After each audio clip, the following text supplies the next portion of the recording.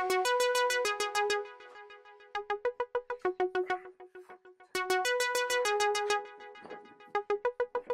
friends, I'm Chevy. Welcome to my shed. How was your day today?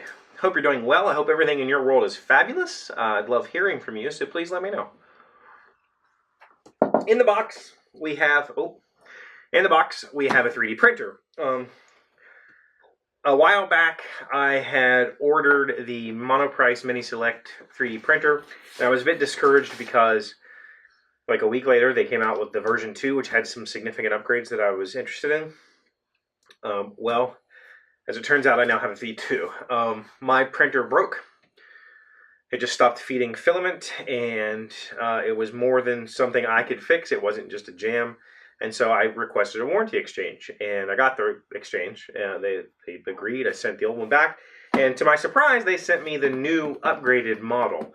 I didn't expect that, but here it is. This is the V2. So we're going to open it, and without having the V1 here to compare, I'd like to at least be able to give you an idea of what the differences are from memory. It's probably been about a month or so since I sent back the exchange. So inside the box we have another box. I believe that's how the first one came also. Hopefully this doesn't mind being upside down.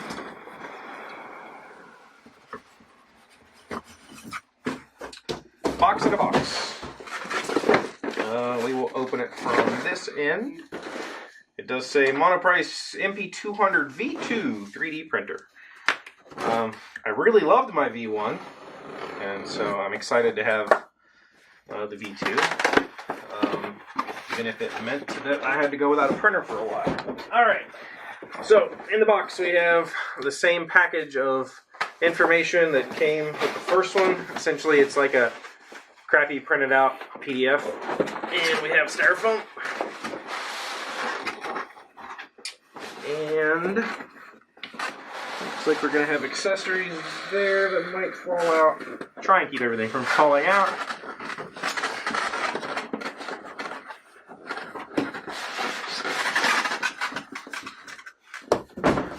There you go. There's some styrofoam and some squeaky noises. Here we have like the world's smallest piece of PLA. I don't need that, but I'm happy that they include it. The thing that concerns me, I've seen quite a few people complain, is the thing comes with a model on the SD card. And if I can find a picture of the one I printed, I'll put it up here. But this isn't enough filament to print that model, which seems kind of weird. Like, that's the calibration model, so you should give me enough filament to print it. But it's not.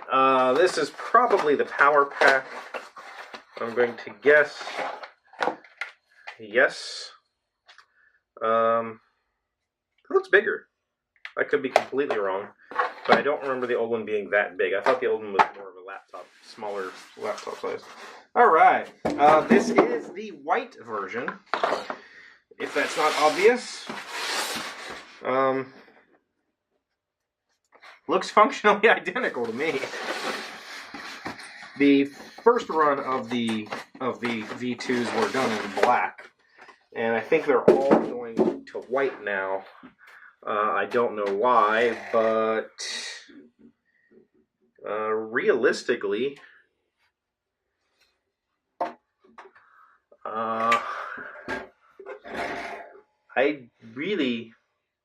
okay, so there's a difference here. This is open. I don't know why this is open. The other one was not like that, and I can see a limit switch in there. So that's kind of strange. I don't know what the point of that is. The bottom has got a nice enclosure on it, like the original. The V2, yeah, looks like I'm gonna have the same cord rubbing issue that everybody else has. There's a set of wires under here that are ran in a very odd place. Like, there's no reason for them to be where they are, and it rubs on the bed gears, and it'll eventually break the wire, and lots of people have complained about that. So I've seen quite a few upgrades where people will reroute these wires to come out the back of the unit, which makes way more sense. So seeing as how mine is hitting, I'm probably going to do that repair before I ever really use the printer. Okay, so coming around to the front, let's take this tape off. This printer head does look significantly different.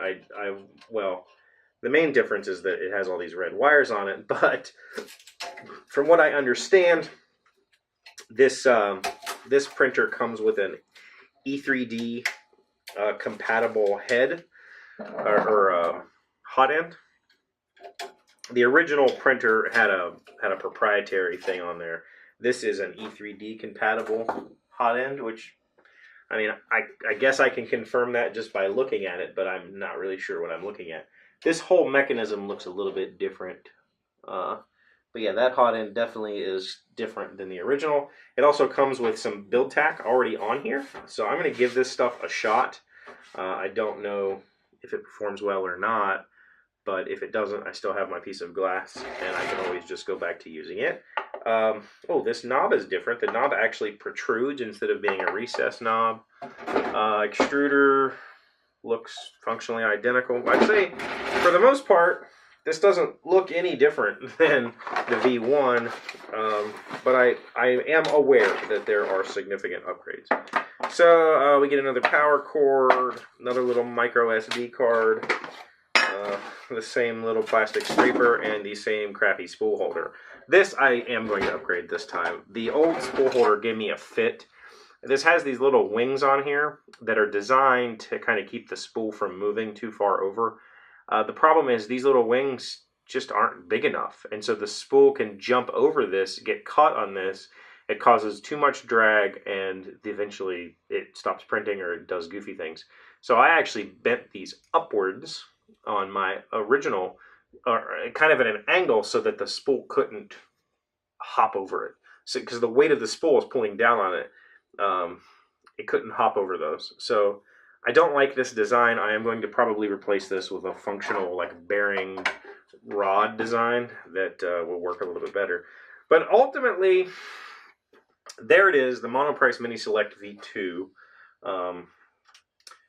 Looks extremely similar to the V1, but is more serviceable and hopefully has you know, a little bit better build quality. We'll see. I don't know. But there it is. I wanted to show it to you because I was excited about it. Hope you're excited about 3D printing. I can't wait to fire it up. I'm going to work on it a little bit tonight. If you're not aware, tonight is the start of NHL hockey, so I'm going to watch some hockey tonight, and got to take care of a few other matters. But so I'm not going to have a lot of time to play with this, but I will. I'll let you know as soon as I can tell you more about it. So thank you for watching. Thank you for being here as always. I really do appreciate you. I'll see you tomorrow. Hey Doc, wait! I want to ask you something. I just realized that the microphone was unplugged for the entire episode, so I'm really sorry about the crappy audio. Today's random fact comes from animals.nationalgeographic.com. Are killer whales sharks? Orcas, or killer whales, are the largest of the dolphins and one of the world's most powerful predators. They feast on marine mammals such as seals, lions. That's not what it says. They feast on marine mammals such as seals, sea lions, and even whales, employing teeth that can be 4 inches long. That's like 10 centimeters. That's a big teeth.